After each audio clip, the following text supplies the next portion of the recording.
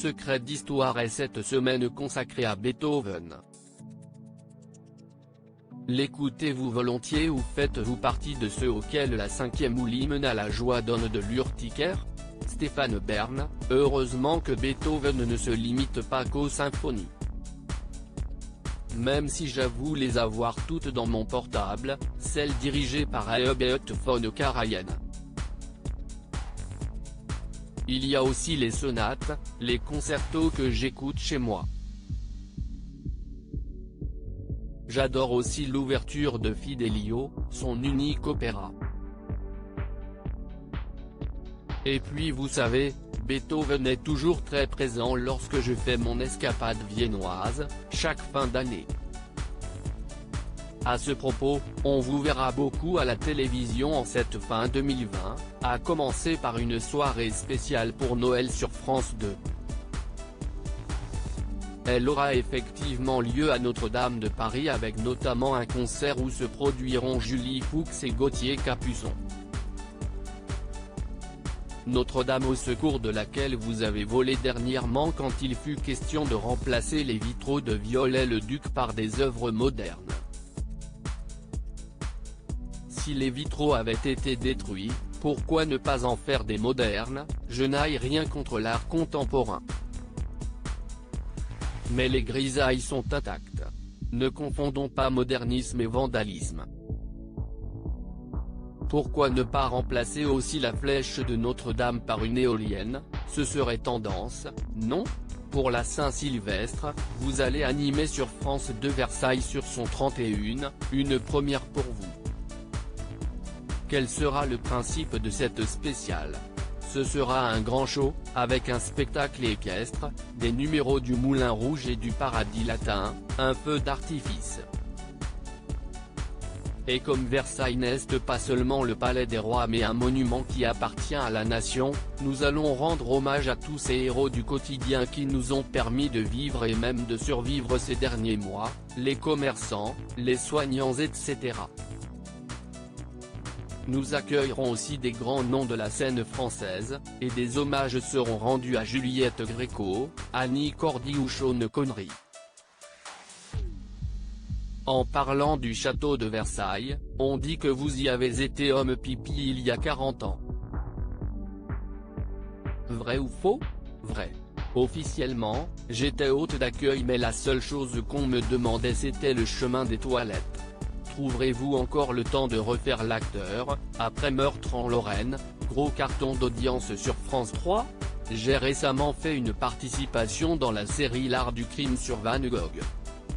Et l'été dernier, j'ai à nouveau tenu le premier rôle d'une fiction, Pour l'honneur d'un fils.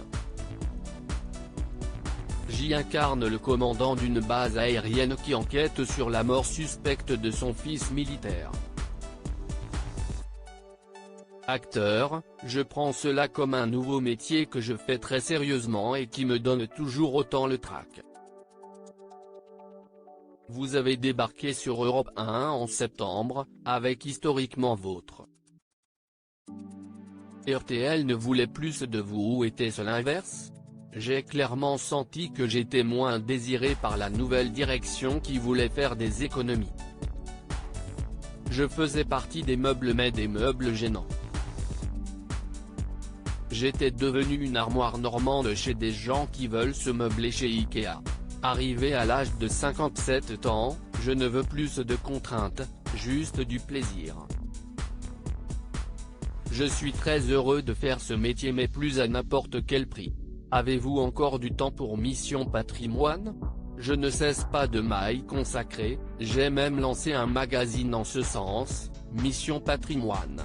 Tous les jours, je reçois de nouvelles demandes d'aide. 20 millions d'euros ont déjà été récoltés depuis septembre dernier et plus de 200 monuments ont été restaurés à ce jour. Mais je ne relâche pas mes efforts pour autant. À être sur tous les fronts, ne craignez-vous pas que vos multiples contacts fassent de vous une cible de choix pour la Covid-19? Nous sommes, les équipes et moi-même, très respectueux du protocole sanitaire. Ceci dit, j'ai eu le temps de dresser un hit parade sur les nombreuses méthodes pour vous enfoncer un écouvillon de prélèvement dans les narines, de la plus douloureuse à la plus soft. Mais je ne suis pas encore aux 60 tests de Stéphane Plaza. Il rit. Et puis, comme hors travail je ne suis pas un mondain, je ne sors quasiment jamais, les risques sont limités. Si est triste à dire mais le confinement est fait pour moi. À l'arrivée d'un vaccin, vous ferez-vous piquer les yeux fermés ou êtes-vous dubitatif sur le miracle en seringue? Évidemment que je me ferai vacciner. D'autant que, selon la complotiste Kim Glow, une ex-candidate de télé-réalité devenue influenceuse, note de la rédaction, on va nous glisser une nanopuce dans le corps pour nous surveiller. Super, j'aurai la 5G gratuite, ça m'économisera un forfait. Franchement, on entend de ces âneries. En grand spécialiste des têtes couronnées, qu'avez-vous pensé de la série The Crown dont la saison 4 crée la polémique par la violence avec laquelle elle s'en prend à la famille royale britannique? Les auteurs auraient dû préciser plus clairement qu'il s'agissait d'une fiction. Si est truffé de licences artistiques ne visant qu'une meilleure efficacité dramatique. Par exemple, Charles n'a jamais appelé Camilla tous les jours, et durant les 6 ans qui ont suivi son mariage avec Diana, jusqu'à la naissance du prince Harry, il ne lui a plus jamais adressé la parole. La vision de la série est uniquement à charge contre lui et Camilla. Et ne parlons pas de l'épisode où Michael Fagan, l'intrus qui s'était introduit dans la chambre de la reine en juillet 1982, note de la rédaction, demande à Elisabeth de virer Thatcher. Si est risible et si est dommage que le public prenne pour vrai ce qui est pure invention. Après une sinistre année 2020, comment espérez-vous 2021? J'aimerais un retour de la bienveillance et du sens de la communauté. On forme une nation, tout de même, il faudrait en retrouver l'esprit. Regardez en Grande-Bretagne, à chaque coup dur, la population se range derrière la reine. Ceci dit, attention, je ne milite pas pour le couronnement d'Emmanuel Ier et Brigitte Ier.